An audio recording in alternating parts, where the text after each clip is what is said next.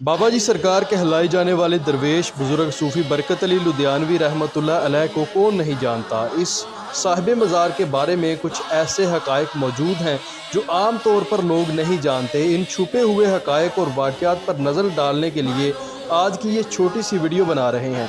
सूफ़ी बरकत अली रहमतुल्लाह अलैह बर सग़ीर के एक अजीम दरवेश बुज़ुर्ग हैं।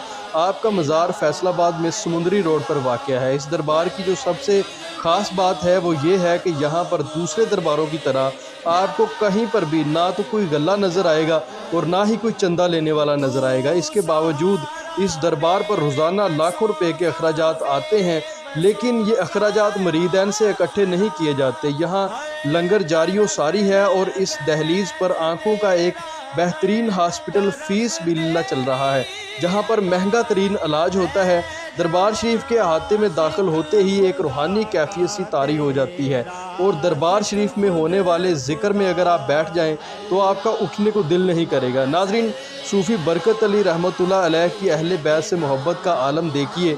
पाकिस्तान से एक दफ़ा एक शख्स उम्रा करने के लिए गया।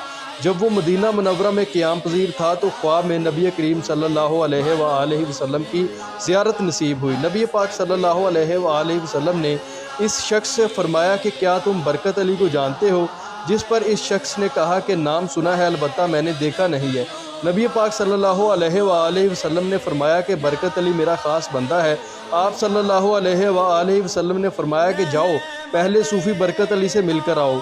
ये वाक़या एक अखबार के मैगज़ीन में तहरीर है, जिससे ये वाज़ेह होता है कि सूफ़ी बरकत अली रहमतुल्लाह अलैह पर नबी करीम सल्लल्लाहु अलैहि वसल्लम की किस हद तक निगाह शफ़क़त है कि वो इनको अपना ख़ास बंदा तस्लीम करते हैं। नाज़रीन, इसी तरह एक वाक़या तहरीर किया जाता है कि एक दफ़ा सूफ़ी बरकत अली रहमतुल्लाह अलैह को थाना में पकड़ कर लाया गया। इनकी गिरफ़्तारी इनको मशकूक समझ कर की गई थी, क्योंकि इस वक्त इनके दरबार शरीफ वाली जगह एक जंगल नमा होती थी और अक्सर औक़ात जराइम पेशा अफराद वहाँ पर आकर छुप जाते थे। बस इसी शक की बिना पर बाबा जी को भी हिरासत में लिया गया और थाने में लाकर खड़ा कर दिया गया। बाबा जी दूसरे लोगों के साथ धूप में खड़े थे।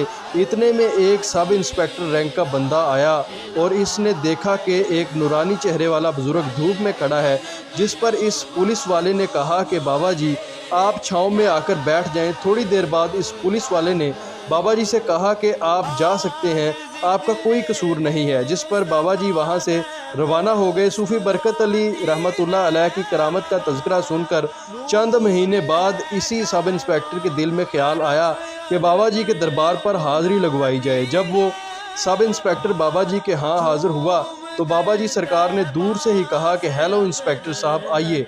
जिस पर इस पुलिस वाले ने कहा कि बाबा जी मैं अभी सब इंस्पेक्टर हूँ, इंस्पेक्टर नहीं हूँ।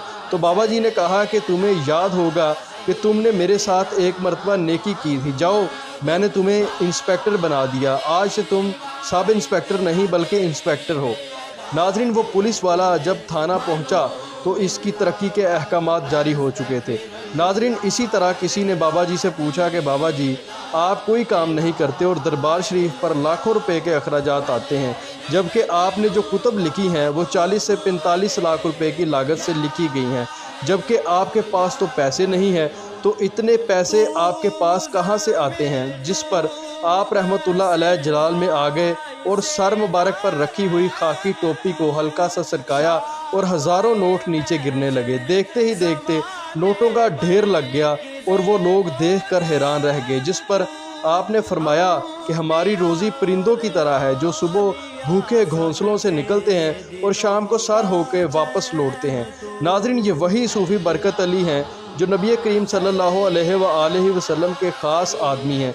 आपके दरबार पर हर वक्त ज़िक्र व अज़कार की महफ़िल सजी रहती है। रोज़ाना हज़ारों अक़ीदतमंद यहाँ पर हाज़िरी देते हैं।